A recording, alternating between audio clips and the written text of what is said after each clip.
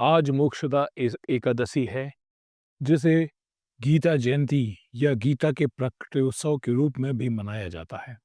आज ही के दिन कुरुक्षेत्र के मैदान में प्रभु श्री कृष्ण ने अर्जुन को गीता के उन 700 श्लोकों के माध्यम से ज्ञान दिया था, जिसके बाद अर्जुन अपने ही सगे संबंधियों के खिलाफ युद्ध लड़ने के लिए तैयार हो गए थे।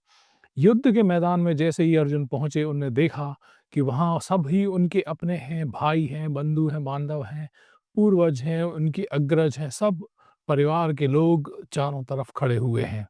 इसे देखकर अर्जुन का मन जो है वो थोड़ा-सा विचलित हो गया और उन्होंने अपने गांडीव को नीचे रख दिया।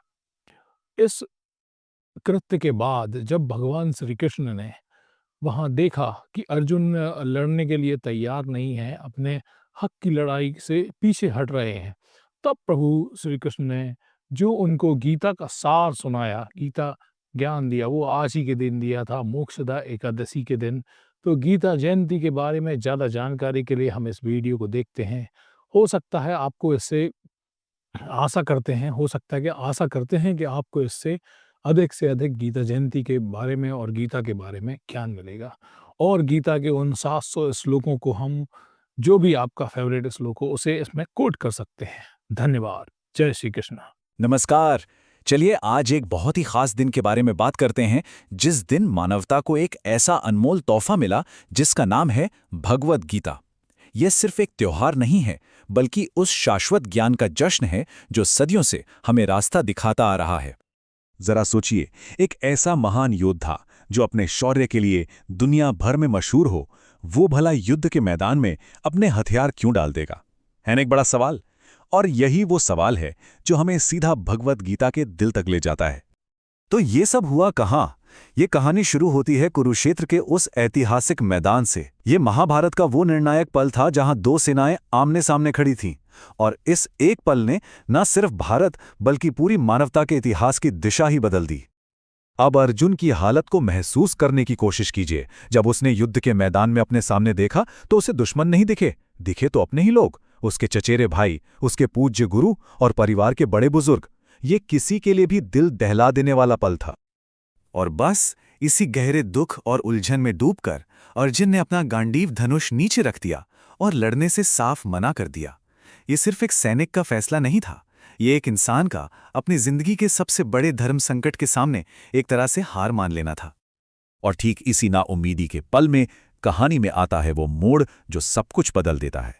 अर्जुन के सारथी भगवान कृष्ण अपना दिव्य उपदेश देना शुरू करते हैं, जिसे दुनिया ने भगवद गीता के नाम से जाना। तो आखिर ये गीता जयंती है क्या? असल में ये वो ही पवित्र दिन है जिस दिन भगवान कृष्ण ने अर्जुन को भगवद गीता का वो अमर ज्ञान दिया था। इसे हर साल मार्गशीर्ष महीने के शुक्ल पक्ष की एकादशी को मनाया जाता है, जिसे मोक्षदा एकादशी भी कहते हैं। और ये जो पूरा दिव्य संवाद है ना, ये सिर्फ 700 श्लोकों में सिमटा हुआ है। सोचकर देखिए, बस 700 श्लोकों में जिंदगी, कर्म और परम सत्य का पूरा सार। है ना कमाल की बात? तो सवाल उठता है कि गीता के वो मूल संदेश थे क्या? वो कौन सी बातें थी जिन्होंने न सिर्फ अर्जुन का भ्रम तोड़ा, बल्कि आज भी हमारी मुश्किलों में हमें रास्ता दिखाती हैं?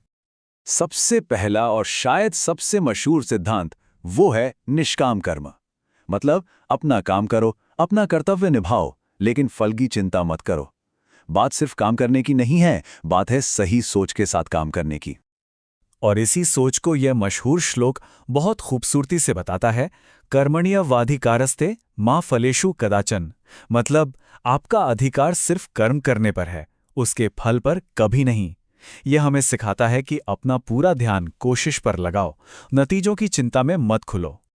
गीता का एक और बहुत गहरा संदेश है आत्मा की अमरता के बारे में।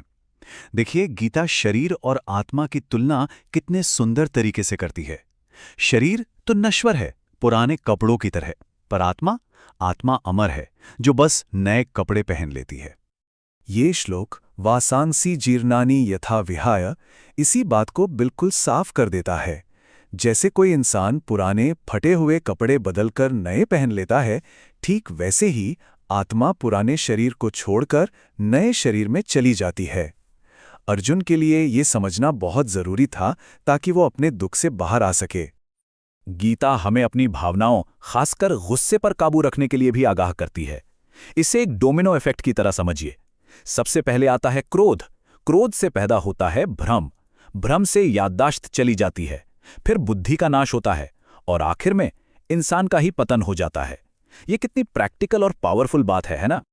तो अगर हम गीता के ज्ञान को समेटना चाहें तो ये 5 पिलर्स सामने आते हैं। पहला, बिना अटैचमेंट के अपना काम करना। दूसरा, ये समझना कि आत्मा कभी नहीं मरती। तीसरा, भक्ति के रास्ते पर चलना। चौथा, अपने मन को अपना दोस्त बनाना, दुश्मन नहीं। और पांचवां, हमेशा धर्म यानी सही रास्ते पर चलना। अच्छा, इन गहरी बातों को समझने के बाद अब देखते हैं कि इस ऐतिहासिक दिन को, ज्ञान के इस जन्मदिन को आज दुनिया भर में मनाया कैसे जाता है। गीता जयंती को लोग बड़े ही जोश और श्रद्धा से मनाते हैं।